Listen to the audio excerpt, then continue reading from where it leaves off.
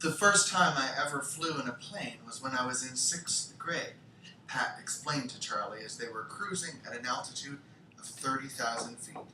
Even though I've flown 1,000 times since then, I'll never forget that thrill. I was on my way to visit my cousins in Maine for 2 weeks. I was so excited about the trip that I packed my luggage a month in advance. On the day of the flight, I made sure we got to the airport extra early. When we got to the terminal, we went directly to the ticket counter.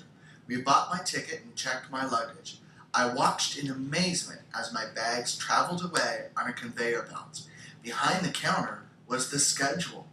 I was excited to find my plane's departure time and gate number. Even though it was before the days of covered walkways and electronic inspection gates, it all seemed so new to me. I sat down in the waiting area in a chair that had a pay TV attached to it, and then I walked by some gift shops and a few small restaurants. From the terminal window, I watched in awe as the planes landed and took off. One of the flight attendants showed me my plane when it came down the taxiway to the loading ramp.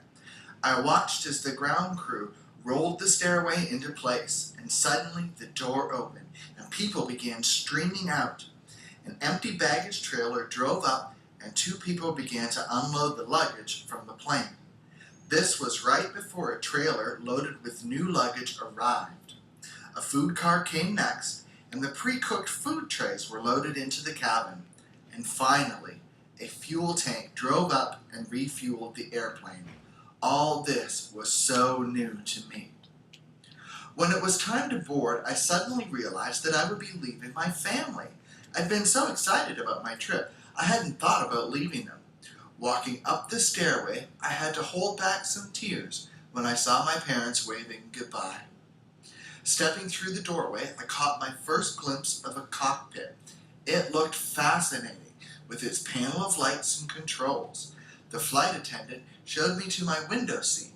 I buckled my seatbelt, heard about the emergency exits, and found myself ready for takeoff. My first sight of land from the air was spectacular.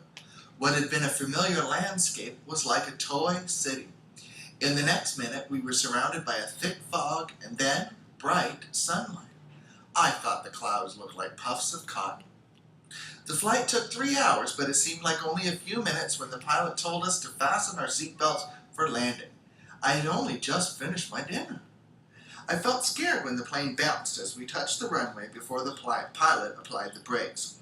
Walking down the stairway, I saw my cousins and aunt waving excitedly at the terminal window, and when I finally reached them, all I could talk about was how thrilling the flight had been. I knew then and there I was going to be a pilot.